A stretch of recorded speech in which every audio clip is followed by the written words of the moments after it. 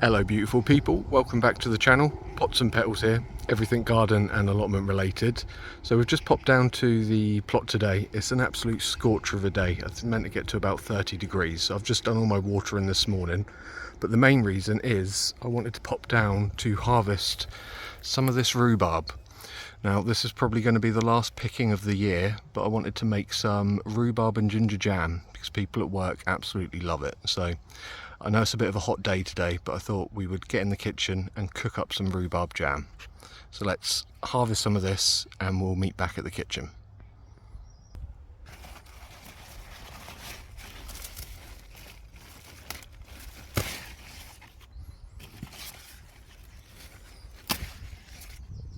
When you do pull your rhubarb, it does literally mean just by pulling the plant. Don't try and cut these at all because that will rot the crown out.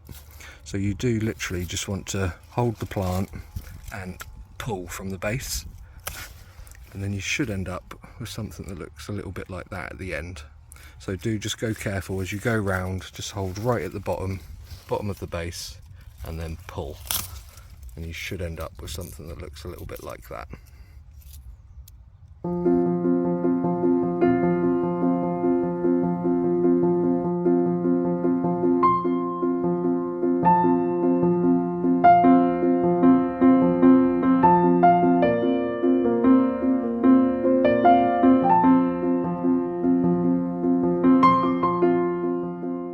I would normally pick the rhubarb a lot heavier than what I have, but this is going to be its last pick this year. You should really stop picking come July time, so you want the energy to go back into the crown and the root ball for over winter, and the leaves, they will photosynthesize and create the energy to go down. So I'll keep these well watered over the summer months, and that will be the last picking. The great thing about rhubarb is that, you know, it does freeze, but we've got quite a bit down here. I sort of pick this amount, maybe a little bit more every 3 weeks. So I'm just going to take the leaves off the tops because they're poisonous, and we'll pop those onto the compost heap, and then we'll take the stalks home and start making some jam.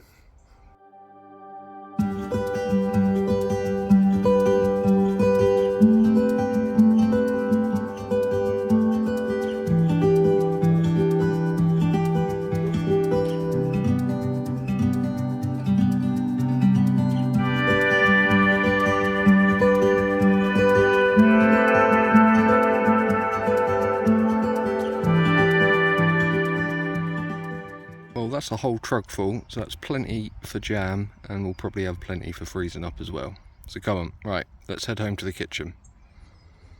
We're at home and we're in the kitchen, and we're going to run through some of the ingredients and utensils that you need to make your own rhubarb and ginger jam. It really doesn't take much at all. So we're going to start off with the sugar, which is going to preserve your fruit, and you can use any granulated sugar you like. I've got granulated sugar here with pectin already added in, and for most jam recipes it calls for the same weight in sugar as you do in the fruit. So this recipe, I've got 3 pounds of rhubarb and I'm going to be using 3 pounds of sugar, which might seem a little bit excessive, but it's the sugar that is going to preserve your jam for a long period of time. You also need to think about pectin. This jam sugar comes with pectin already in there, and this is what's going to set your jam. You could use pectin powder, or you could even use lemon juice as a natural form. And for that fiery ginger taste, we've got the stem ginger. You could put root ginger in here, but I would really chop that up really diddy, as small as possible, or into bigger chunks that you can remove before you put the jam into the jars. I would also add a small amount of the syrup, maybe just a couple of teaspoons, into the rhubarb and sugar mix once you've started mixing it around, just to give it that extra little bit of ginger punch. As for the utensils, you will need a thermometer, as you'll need to measure the temperature to 105 degrees Celsius. I find one of these with the little labels on quite handy to have. And then you just need a rather large pot for it to boil up in, and a wooden spoon really are the only utensils that you're going to need. And then your jars, of course, to fill up. And finally, the star of the show, which is the freshly picked rhubarb. You'll find the pinker the rhubarb, the pinker your jam, but don't worry, this green rhubarb doesn't give a really horrible colour. it does still tint that pink, which you'll see towards the end of the video. So really not much at all you need to make this rhubarb and ginger jam. So come on, let's actually get into the process. So with any good jam making, we want to start washing the rhubarb first of all. So I'm just going to give these a really good rinse under the cold tap.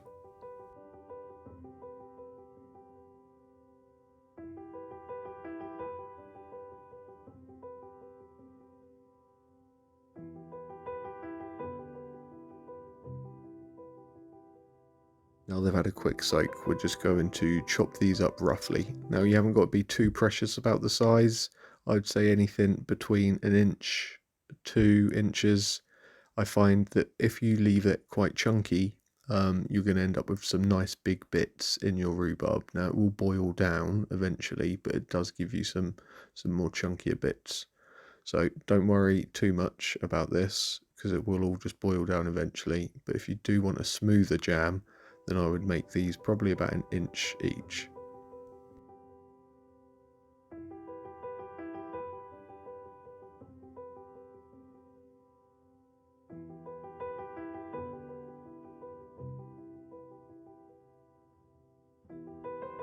Now it's time for the stem ginger. I do just want to say I'll be putting all the ingredients and the weighed amounts down in the description below, just so it's a little bit easier to follow on. But you want around 2 tablespoons per 1 pound of fruit. So I've got 3 pounds of fruit, so we're looking at 6 tablespoons worth of the stem ginger. Now if you don't like ginger, I would either remove it completely or just maybe half the amount, because it is quite a ginger taste with these. So we're just going to chop these up really small and finely, and then we'll add these in with the rhubarb mix.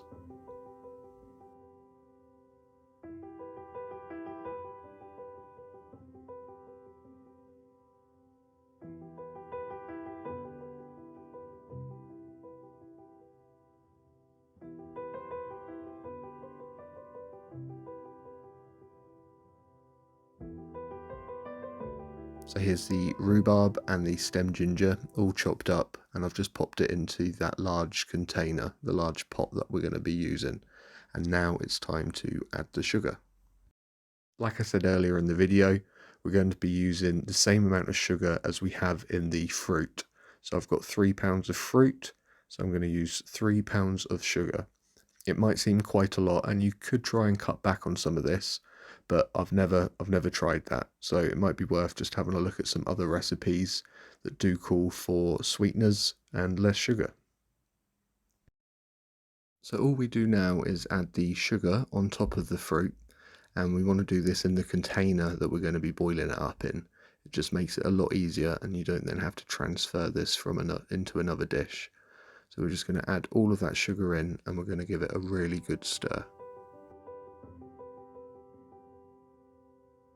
Now what we'll want to do is we'll want to leave this only for a couple of hours. You haven't got to leave it overnight, but the sugar is going to draw out all the water and all the moisture that's held within the rhubarb. So if you just give this a really good stir through now and coat all of that rhubarb, that's just going to soak up and pull out all of that moisture that's in there, and you haven't got to add any water, which is just going to dilute some of those flavours. So give it a really good mix, and we'll see what it looks like after just about an hour. So this is after leaving it for about an hour. You can still see the sugar crystals in there, so this isn't ready just yet. Just keep giving it a good mix around every half an hour or so to make sure all of those juices are running through. So this is after about 2 hours of it sitting there and giving it a really good mix around. So do just keep stirring it up, and you can see now most of those sugar crystals have started to dissolve in that water that's been pulled out of the rhubarb. So I'm just going to give this another 10-15 minutes, and then this will be good to go on the stove, and we can actually start cooking up the jam. So we're just going to simmer this down on a low to medium heat. Now we've still got crystals inside the water there, so we do just want to slowly break those down. We don't want to go too quick. So I am just going to pop this on a low heat and just keep continually moving this around just until all of that sugar is dissolved. you should start to stop feeling the scratchiness on the bottom from the sugar crystals, and it will become a lot more clearer. Once those crystals of sugar have started to dissolve, you can really then start turning up the heat a little bit more. We're not going to get it to its rollick and boil just yet. We just want to stew that fruit down just so that it starts to break up. So I've just turned the heat up just a little bit, and we're going to give this a really good stir and just start to smush some of those rhubarb pieces together. Just before we start getting that to a rollick and boil, we are just going to wash up the jam jars that we're going to be using. So just with some soapy hot water, I'm just going to go through and wash up the jam jars. It's a good idea to prepare maybe 2 or 3 more than what you think you might need, because there's nothing worse than running out of jars and you've still got plenty of preserve left. So I'm just going to give these a good old clean now. I forgot to mention that we're going to be popping these into the oven, so now's the perfect time because they do need 10 minutes, and it probably takes 10 minutes worth of boiling this jam to get it to setting point. So now's the perfect time to give these a good wash. So to sterilize, these will go in the oven, gas mark 3 for 10 minutes, and that will just make sure that all of those nasty germs and any bacteria are out of those jars and they're squeaky clean. So the fruit has started to stew and it's started to break down quite nicely. So we're going to whack that heat up. We know all the sugar is dissolved and we really want to get this bubbling away now. So as you can see, I'm giving that a really good stir, making sure that it's constantly moving around because we don't want to burn the bottom. And I just keep adjusting that heat, getting it higher and higher. So we want to reach around 105 degrees Celsius. That will make sure that the jam sets. So in a moment I will just get the thermometer out to make sure that we do reach that temperature. This is what you call a rollick and boil, so you can see those big bubbles coming up, and that's exactly what you want right now. Don't worry too much about the froth on top. So we're just going to pop the thermometer in there, and we're just going to leave that in there for a little while, making sure that I'm constantly stirring so nothing gets stuck at the bottom, and then we'll just keep checking that thermometer to make sure that it reaches 105 degrees Celsius. And then once you've reached that 105, I would keep it boiling at that rate for a good 5 to 10 minutes just to make sure it's set. So these glasses are fresh from the oven, they're still really hot, so I'm just going to turn these around so that I can start putting the jam inside them. Now it's really important that you keep your jam jars hot so that they're fresh out of the oven.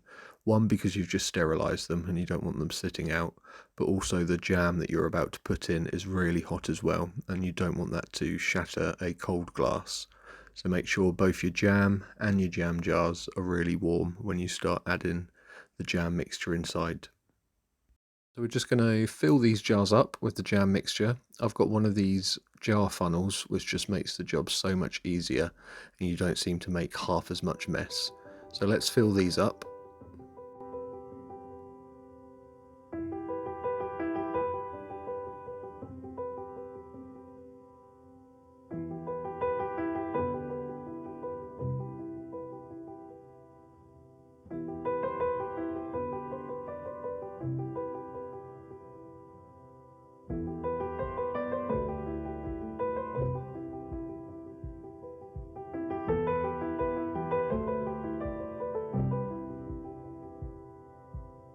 And there we have it, guys, rhubarb and stem ginger jam.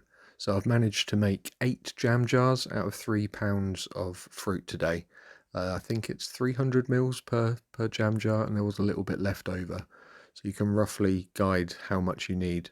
I will put all of the ingredients used, the measurements and utensils down in the description below so that you can follow along. But I hope you found this useful, and I hope that you can make some rhubarb jam out of your own garden. Don't forget to subscribe, like, comment and all of that good stuff. I know this isn't one of my normal videos. You're used to seeing me down in the garden, picking vegetables and planting vegetables rather than cooking them. But I'd love to know what you guys think. Let me know if you'd like to see some more recipes out there. And yeah, I'll see you all again soon. So take care, guys. Have a lovely week and I'll see you soon. Bye bye.